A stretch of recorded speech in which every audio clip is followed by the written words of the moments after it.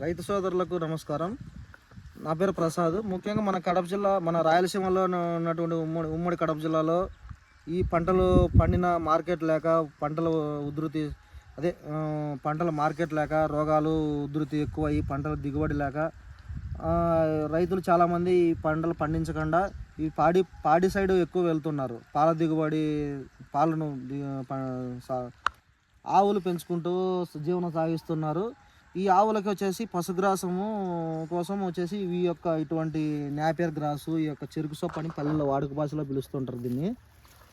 Napier gross అనేది ఆ పక్క ఉన్నది. ఏది ఏమైనా ఈ యొక్క పశువుల గ్రాసం అనేది సాగు చేస్తూ వీటిని కొంచెం హైట్ వచ్చిన తర్వాత కోసుకెళ్ళి ఆవులకు వేసి వచ్చే పాల దిగుబడితో జీవనం సాగిస్తూ ఉన్నారు.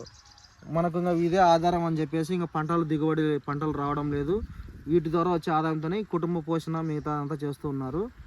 అయితే రైతులు చేసే ప్రధాన అంటే రైతులకు తెలియకుండానే జరిగిపోతే సమస్య ఏంటంటే ఇది ఒక పశుగ్రాసం గ్రోత్ పెరగడానికి ఎక్కువ రైతులు యూరియా అనేది ఈ యొక్క పశుగ్రాసానికి అలవాటు చేసేసారు పూర్తిగా.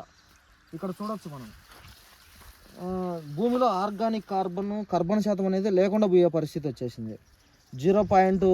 మామూలుగా 0.5 కానీ ఆ విధంగా ఉంటుంది కార్బన్ శాతం. ఆ విధంగా ఉంటే కొద్దిగా ఆరోగ్యంగా ఉన్నట్టు భూమి. అసలు కార్బన్ శాతం మనకు భూతద్దం పెట్టి వెతికినా కూడా కనిపించినటువంటి పరిస్థితులకి కార్బన్ శాతం పడిపోయింది అనమాట. ఇప్పుడు ఏమైందంటే ఈ రైతులు ఈ యొక్క పశుగ్రాసం వేసేటువంటి ప్రతి రైతుకు సమస్య ఏంటంటే ఈ యొక్క యూరియా వేస్తేనే ఈ యొక్క పశుగ్రాసం పెరుగుతుంది, లేదంటే లేదు. అంటే ఆ విధంగా దీన్ని ఒక బానిసలాగా తయారు చేసేసారు.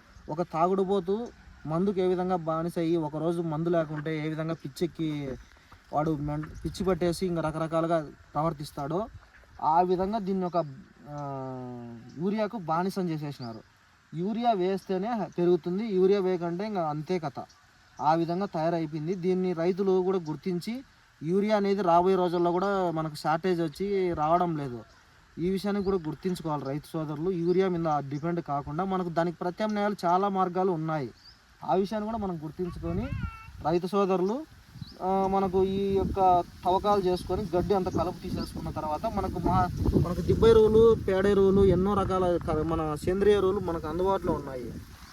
అవన్నీ తీసుకొచ్చి పేడ ఎరువులు వేసుకున్నట్లయితే దాంట్లో కార్బన్ శాతం ఎక్కువ ఉంటుంది, నత్రజని కంటెంట్ ఎక్కువ ఉంటుంది. యూరియాలో ఎంత పర్సెంటేజ్ నత్రజని ఉందో అంతకంటే ఎక్కువ న్యాచురల్గా దొరికేటువంటి నత్రజని అనేది మనకు ఈ పేడ ఎరువుల రూపంలో దొరుకుతుంది.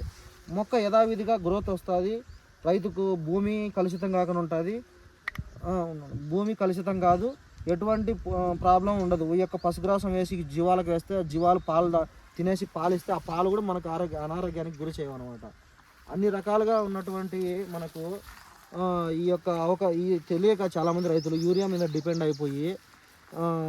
యూరియా మీద బాగా డిపెండ్ అయిపోయి యూరియా వేస్తేనే సొప్పు వస్తుంది, పశుగ్రాసం వస్తుంది, లేకంటే ఇంకా పశుగ్రాసం లేదనే భ్రమలో రైతులు ఉన్నారు. ఈ విషయాన్ని ప్రతి రైతు తెలుసుకోవాలి. యూరియా అనేది అవసరమే లేకుండానే మనకు చాలా ప్రత్యామ్నాయ మార్గాలు ఉన్నాయి. ఇప్పుడు యూరియా అనేది ఒక వరి రైతులే కాదు, ప్రతి రైతు ఈ విధంగా ఆలోచిస్తూ ఉంటారు. యూరియాకు ప్రత్యామ్నాయంగా చాలా మార్గాలు ఉన్నాయి. ఈ విషయాన్ని ప్రతి రైతు తెలుసుకోవాలి. అప్పుడు మనకు చాలా వరకు సమస్యలు అధిగమించే అవకాశం ఉంటుంది. అదిగాక ఈ యూరియా ఉధృతి మనం ఎక్కువ వేయడం వల్ల రైతులు ఈ పశుగ్రాసం ఎత్తు పెరుగుతుందని చెప్పేసి, ఇంకా ఎక్కువ పశుగ్రాసం వస్తుందని చెప్పేసి ఈ భ్రమలో రైతులు ఎక్కువ పక్క రైతు ఒక మూట వేస్తే ఈ రైతు 2 మూటలు వేయడం, ఈ విధంగా పోటీకి పోయేసి యూరియా ఎక్కువ వేయడం వల్ల రాబోయే రోజుల్లో భూమి కలుషితం అయిపోతూ ఉంది. భూమిలో ఆమ్లగుణం ఎక్కువ అయిపోయేసి, అసిడిటీ ఎక్కువ అయిపోయేసి ఇంకా వేరే పంటలు పండేది లేదు, ఈ పంట కూడా వచ్చేది లేదు. ఆ యూరియా వేస్తే పెరుగుతుంది, లేదంటే లేదు. ఆ విధంగా అయిపోయింది పరిస్థితి. ప్రతి ఒక్క రైతు యూరియా అనేది దీనికి అసలు దీన్ని మనం లేదు, ఇది అవసరం లేదు, దీనికి ప్రత్యామ్నాయం చాలా ఉన్నాయనే విషయాన్ని ప్రతి ఒక్కరు గుర్తించండి. యూరియాకు బదులుగా మనకు నత్రజని ఎరువులు ఎన్నో మనకు అందుబాటులో ఉన్నాయి, సహజసిద్ధంగా ఉన్నాయి. దిబ్బ ఎరువులు ఇంకా రకరకాలు మనకు అందుబాటులో ఉన్నాయి. అవన్నీ కూడా మనం వాడుకొని యూరియా వాడకుండా ఈ విధంగా చేసుకొని మనం జాగ్రత్త తీసుకున్నట్లయితే భూమి ఆరోగ్యంగా ఉంటుంది, పశువులు ఆరోగ్యంగా ఉంటాయి. ఆ పశువుల నుంచి వచ్చే పాలు తాగడం వల్ల మనం ఆరోగ్యంగా ఉంటామనే విషయం రైతులందరూ తెలుసుకొని అందరూ సంతోషంగా ఉండాలని, ప్రతి ఒక్కరికి ఈ విషయం తెలియజేయాలని ఈ వీడియోను అందరూ లైక్ చేసి ప్రతి ఒక్కరికి షేర్ చేసి అందరూ సబ్స్క్రైబ్ చేసుకొని ఈ యొక్క మంచి విషయాన్ని, మంచి కంటెంట్ను అందరూ తెలుసుకోవాలని మనస్ఫూర్తిగా కోరుకుంటూ రైతు సోదరులందరికీ ప్రతి ఒక్కరికి పేరు పేరున ధన్యవాదాలు తెలియజేస్తూ సెలవు తీసుకుంటున్నాను.